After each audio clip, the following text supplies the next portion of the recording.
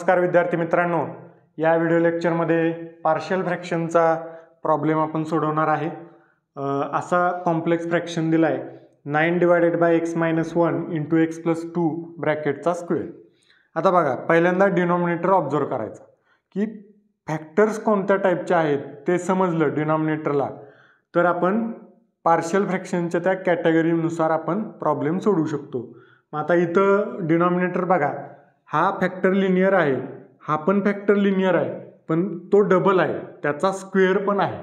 या ब्रॅकेटचा स्क्वेअर म्हणजेच हा ब्रॅकेट डबल म्हणजे x+2 आणि परत x+2, मग ते दोन्ही x+2 × x+2 काय होणार, दोन्ही सेम आहेत त्यामुळे त्याचा स्क्वेअर असं लिहिलेलं आहे। म्हणजेच हे दोन फॅक्टर्स आहेत लिनियर फॅक्टर्स, म्हणजे याचा अर्थ सगळे फॅक्टर्स हे लिनियर आहेत, फक्त काय झाले एक फॅक्टर वेगळा आहे आणि एक फॅक्टर रिपीट झालेला आहे।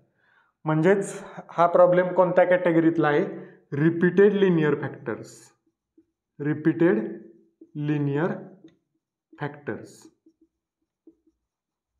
रिपीटेड लिनियर फॅक्टर्स या कॅटेगरीतला प्रॉब्लेम आहे।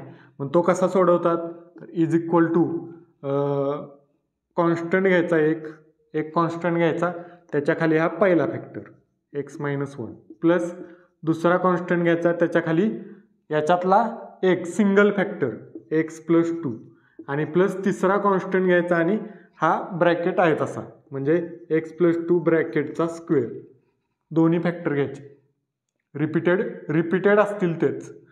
पहिल्यांदा त्यातला एक घ्यायचा आणि परत प्लस तिसरा कॉन्स्टंट आणि रिपीटेड फॅक्टर्स दोन्ही पण। अशी मेथड आहे रिपीटेड लिनियर फॅक्टर्सचा पार्शियल फ्रॅक्शनचा प्रॉब्लेम सोडवण्याची। आता याचा LCM काढूया आणि हा प्रॉब्लेम सॉल्व्ह करूया। म्हणजे A, B, Cच्या व्हॅल्यू काढायच्या आणि त्या इथं पुट केल्या की तुम्हाला या प्रॉब्लेमचा आन्सर मिळते।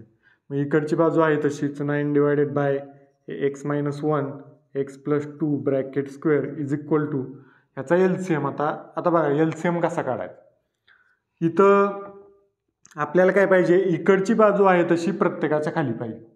मग मी काय करतो, इकडचा आहे ना प्रत्येकाला वर मल्टिप्लाय करतो त्यानं, म्हणजे A इंटू हा denominator x-1 x+2 bracket square plus B into divided by याला काय करतो x-1 आहे तसं प्लस डिवायडेड बाय काय करतो x-1 ऑलरेडी आहेच, x-1 खाली पण मी मल्टिप्लाय करतो x-1 x+2 ब्रॅकेट स्क्वेअर।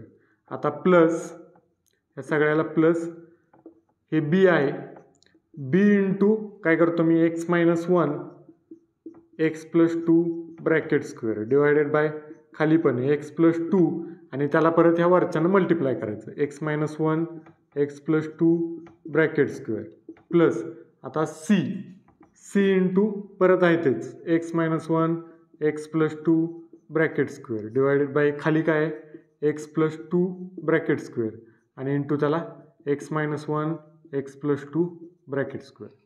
बघा काय केलं, डिनॉमिनेटर होता त्यानं वर आणि खाली मल्टिप्लाय केलं प्रत्येकाला, इथल्या प्रत्येकाला वर आणि खाली मल्टिप्लाय केलं।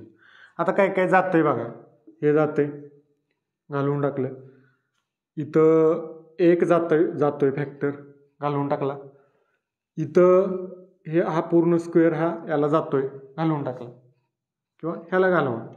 ओके, आता शिल्लक काय राहतंय ते लिहायचं 9/(x-1 x+2 bracket square is equal to. आता इथं बघा x-1 x+2 bracket square x-1 x+2 bracket square x-1 x+2 bracket square, तिन्हीला डिनॉमिनेटर सेम आहे त्यामुळे तिन्हीचा आपण एकदाच डिनॉमिनेटर लिहिलं तरी चालतो। म्हणजेच आपण थोडक्यात LCM फाइंड केला। नंतरच्या एखाद्या प्रॉब्लेममध्ये मी डायरेक्ट LCM कसा काढायचा या टाईपमध्ये ते परत एखाद्या प्रॉब्लेममध्ये सांगेन। आता वर राहिलेलं ते लिहायचं, A आहे तसं राहिलं x+2 ब्रॅकेट स्क्वेअर प्लस इथलं B x-1 आणि इथलं एक राहिलं x+2 प्लस C इथं राहिलं x-1 असं राहिलेलं। आता हा डिनॉमिनेटर कॅन्सल झाला, राहिलं काय 9 इज इक्वल टू पुढं आहे तसं A into x+2 bracket square plus B into X minus 1 X plus 2 आणि plus C into X minus 1 हे इक्वेशन 1 आपल्याला मिळाले. आता यात आपल्याला ए बी आणि सीच्या व्हॅल्यू फाईंड करायच्या आहेत. पहिल्यांदा ए काढूया. त्यासाठी बी आणि सी 0 झालं पाहिजे. ते कधी होईल? दोन्हीमध्ये कॉमन फॅक्टर कोणता आहे बघायचा. एक्स मायनस 1 एक्स मायनस 1 ते 0 पुट करून टाकायचं. Put X minus 1 is equal to 0 म्हणजेच एक्स इज इक्वल टू किती येणार? 1. मग एक्सच्या जागेवर 1 पुट करा सगळीकडं आणि एक्स मायनस 1च्या जागेवर 0 पुट करा.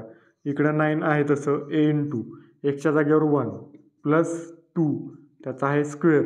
आणि आता एक्स मायनस 1 0 आहे त्यामुळे ही पूर्ण टर्म 0. एक्स मायनस 1 0 आहे त्यामुळे ही पूर्ण टर्म 0. त्यामुळे पुढचं सगळं 0. म्हणजे इथं राहिलं काय? 9 is equal to a into 1 plus 3 काय येणार? 3 त्याचा आहे स्क्वेअर. म्हणजेच 9 is equal to a into 3चा स्क्वेअर किती येणार? 9. 9 इकडे डिवाइड झालं. 9 डिवायडेड बाय 9 किती येणार? 1. राईट. एची व्हॅल्यू निघाली. आता बीची व्हॅल्यू फाईंड करूया. त्यासाठी काय पुट करायला लागेल बघा.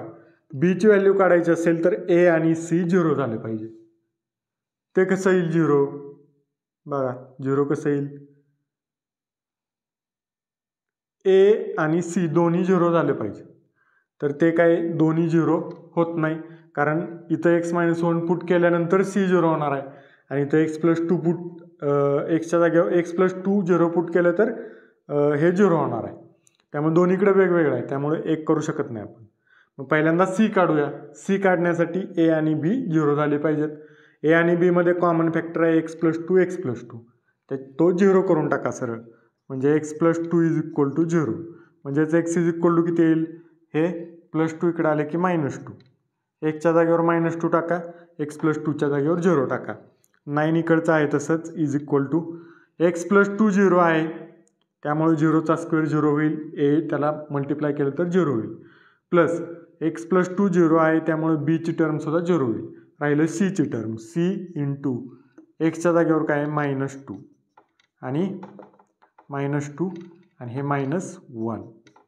म्हणजेच काय येणार? 9 is equal to C into minus 2 minus 1 minus 3. Minus 3 इकडे डिवाइड होईल म्हणजे सी इज इक्वल टू येईल 9 डिवायडेड बाय मायनस 3. आता मायनस साईन वर लिहिलं तरी चालतंय आणि 3 9ला भाग जातोय 3 राहते शिल्लक म्हणजे मायनस 3 सीची व्हॅल्यू आली. आता राहिलं काय? बी. आता बी साठी काय करूया?